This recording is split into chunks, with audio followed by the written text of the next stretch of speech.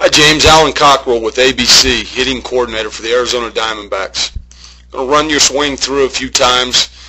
We'll talk about some things, then I'll stop it, slow it down, and we'll start to draw some lines on there. I like your setup position. You're athletic. You got some good bend with your knees. You're staying tall with your upper body. You look like you're getting a good look at the baseball coming out of the pitcher's hand. Got a little bit of an Ichiro type load here, which is pretty cool. I had Ichiro in Seattle for a couple of years, and it's a very rhythmic type of load. One of the things that I want to talk to you about is when we load and when we set that stride foot down, we want to make sure that there are some positions that we look at to make sure that we're in a good position and we have the ability to cover the entire strike zone. Okay? Now when I get to the foot down position right here, all right, as that foot starts to land, the things that I look for are equal bend in both knees. All right, we need to be equal bend there. Okay, we need to have our knees inside of our feet, and again, that's just good, very good balance. Okay, the head is going to be sitting right over the belt buckle inside the knees. Okay, then we start to look at where our hips are. Are our hips square? And I see here with your hips, we're starting to leak open just a little bit early to the pull side with that front hip. Okay, your shoulders are in a good position. Your hands are nice and high. They're above the shoulder level, above the top of the strike zone. You have good separation with your hands. They're outside your back knee. All of that looks pretty good. The biggest thing that I look at here is this front hip starting to leak open a little bit early. And a lot of times, what will cause that front hip to leak open just a little bit too early is when we put this stride foot down. And if that stride foot opens up any more than 45 degrees, which I look at yours here, and you are at 65 degrees, it will cause this front hip to want to slide open or leak open, and that makes it very difficult to handle any pitches on the outer half or outer third of the plate. Makes it also really virtually impossible to handle breaking balls or change-ups, anything off speed. So when we set that foot down, we want to try to keep this stride foot in this position right here, more at a 45-degree angle, and that's going to make our hip line, rather than go this way, that's going to keep our hip line more square and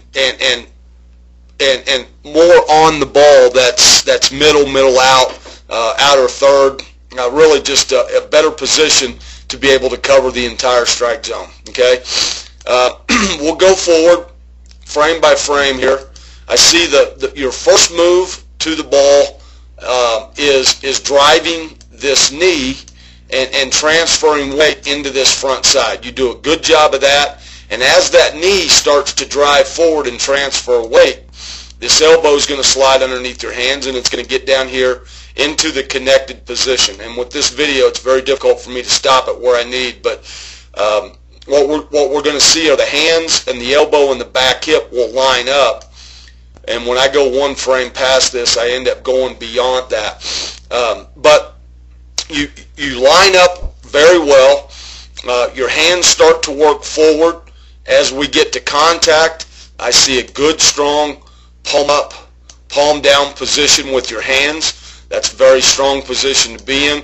I see your head and eyes looking right down the barrel of the bat at contact. And James, I think it's important for you to know that anytime the head, or when the head and eyes come up out of the hitting zone to follow the fly of the ball, basically our swing is over at that point. The barrel is going to follow my head and eyes. So it's very, very good habit to get into anytime you're working in a cage, such as you are now, taking drills, flips, hitting off a tee. During batting practice, get into the habit of leaving your head and eyes down in the hitting zone for at least one count, sometimes even two counts after contact, so that we make sure that we finish the swing that we start. Okay, as soon as the head and eyes come up, swing's done.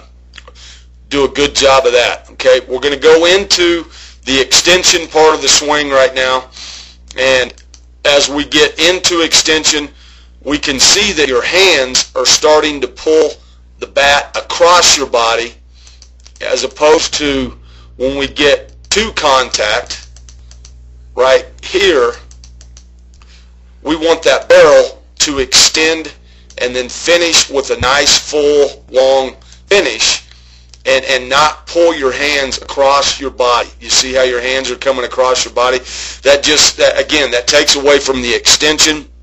It takes away from our ability to handle that pitch that's outer half, outer third, or that off-speed pitch that's working away from us a little bit. And I go back to really what causes this is this stride foot. And when that stride foot lands and we're at as open as we are, now that really opens up this front hip very, very early. So our hands and our swing works around our body instead of connecting with that backside, working through contact, and then extending fully through the ball away. If we were to set a tee out here on the outer third, and this would be a good drill for you, we'll set it just off the stride foot, maybe slightly inside the stride foot, and we were to hit this ball would have a lot of tail to it, to the right side. Tail meaning a lot of slice spin. And we want, when we stay on that ball and hit through that ball, and this stride foot stays more in this position at a 45-degree angle right here, as opposed to it being open at 65 degrees. If that stride foot stays more to 45, now when we get to contact, that barrel extends. Here's contact, and then the barrel extends this way through that ball with a lot fuller, longer finish, and that just gets the flight of the ball, that keeps it truer. It's hit harder, and it's not a glancing blow. It's not getting the barrel to it and then coming across our body. That keeps that barrel going through the ball. So my suggestion would be set that tee up middle away, outer third, and load like you do. I like your load. There's a good rhythm. There's a good flow to your load, but just make sure when that stride foot lands that we're right here. That foot is right here, and that foot is not all the way open to 65 degrees. Okay, so we want the foot bangle to be, there's the heel, and here's the line of the foot right there.